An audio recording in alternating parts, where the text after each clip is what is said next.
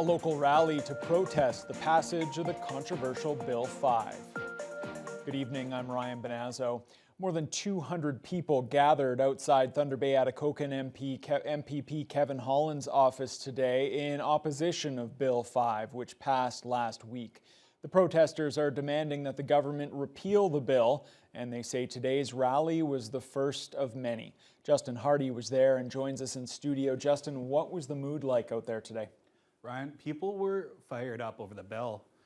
The protesters say that Bill 5 tramples on the rights of regional First Nations and that it's an active threat to the environment. They also say that it could pose threats to workers' safety if it allows companies to bypass local labor laws.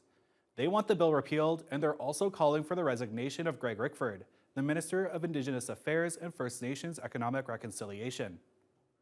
Bill 5, also called the Protect Ontario by Unleashing Our Economy Act, intends to speed up development projects across the province. The bill creates what the government calls special economic zones, where the province can bypass federal and local laws to get things built faster for mining and infrastructure projects, especially in the Ring of Fire. After multiple unsuccessful attempts to block the bill by the official opposition, the bill officially became law on June 4th. The bill has raised a number of concerns around the environment and labor rights in the zones, but the biggest opponent of the bill are First Nations in and around the affected areas. Local youth organizers wanted to support them.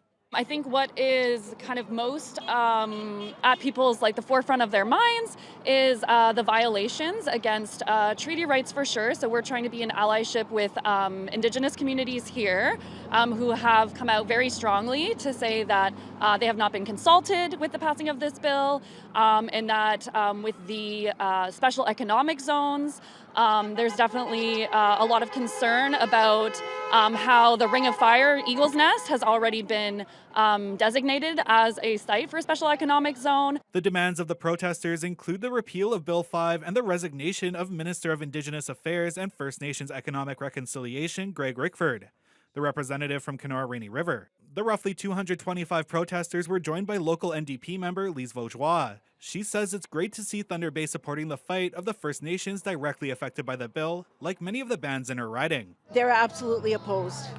And they've been saying so since the beginning. When we had only 2 days of hearings at Queen's Park, and much of that was in opposition to Bill 5.